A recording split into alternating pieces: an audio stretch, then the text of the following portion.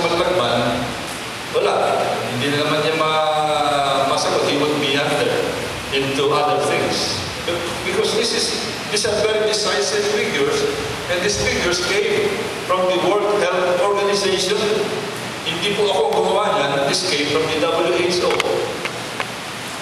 That's why it's very important for you to get hold of this data, and to hope that the organizer will be able to reproduce these images, so pwede niyong gamitin ito.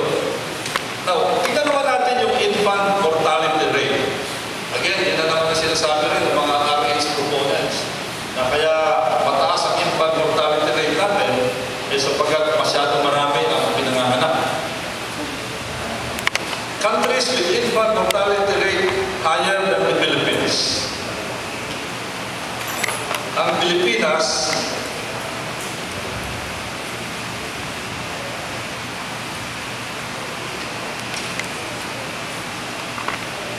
nandito, no, pagbaba mo, number 96, o ba? Sa end of, countries with infant mortality. Next, infant mortality is strong all the way down. Yun ang Pilipinas. 33.4 ang ating CPR. Tapos yung kanilang infant mortality rate, higher than the Philippines. Tayo, ang ating infant mortality rate is 26. But then look at if you scroll up, you can see, back to the Philippines.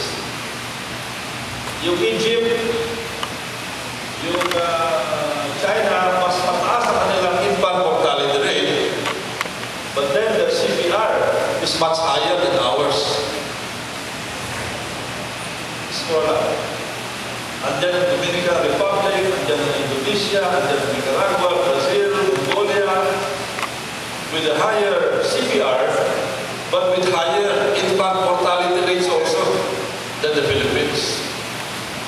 Mas maraming gumagamit ng condom, contraceptives, but then the infant mortality rate is higher than our infant mortality rate. And then, yung pinakamataas na slide, ayan, yung pinakamataas na, andun, tataas na kanilang nasa 80, nasa 78, nasa 75 compared to our 26. So again, this shows you that the CPR, the contraceptive prevalence rate, is not the solution. The solution would be taking care of the infants, prenatal care, infant care, neonatal care. Yun ang sagot. Hindi yung higher CPR or contraceptive prevalence rate. The next slide would be countries with infant mortality rate lower than the Philippines. Ito naman, meron din mga countries na mas mababa ang kanilang infant mortality rate. And what are these countries? May kita nito, Saudi Arabia, Libya, Romania, Albania, Bulgaria, Malaysia, Oman. Pero may kita nyo, mas mababa ang kanilang infant mortality rate. Saudi Arabia we have 26, kanila 22. Libya, 18. Romania, 17. Albania, 16. Malaysia, which is a neighbor country, 10. Ang baba na kanilang infant mortality rate. Pero, ang kanilang CPR is lower than our CPR, our contraceptive prevalence rate. Again, very decisive statistics showing that the CPR is not the solution to infant mortality. The solution, ladies and gentlemen, is taking care of babies before they're born, while they're being born, and after they have been born. Through better health care, more midwives, more doctors, more nurses. Now the next, I will show you the regions by population density. Ito yung population density. Kasi again, sabi nila, pag mataas ang population density, andun yung infant death rate, baka mas mataas. The highest population density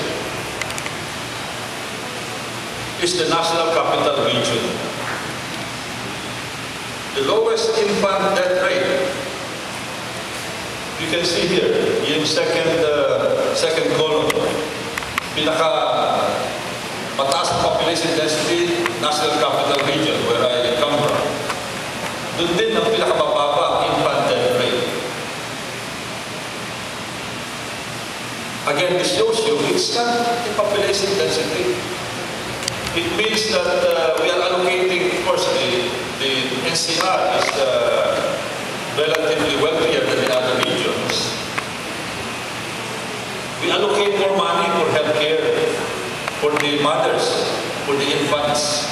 That is the reason why we have a lower infant death rate. And then we also have the lowest maternal death rate in the National Capital Region.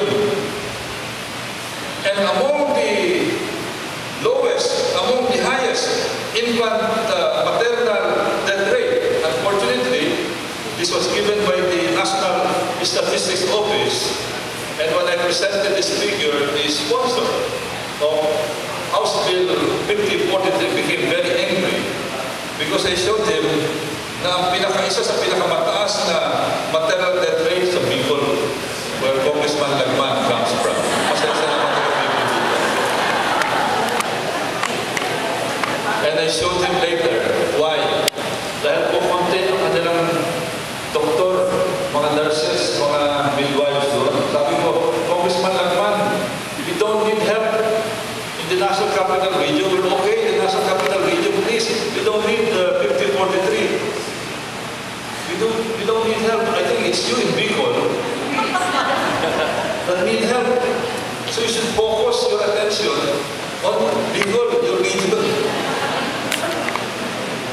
Muntik na masuspend yung interpellation na medyo bibigko na ng konti si Congressman Lagman.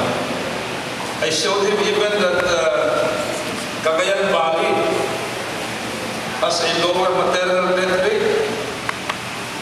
Cordillera, which is supposedly a poor province, has a lower maternal death rate. And in another slide, I'm going to show you why. And I will jump to that. The reason is because they have more doctors, nurses, and midwives per capita.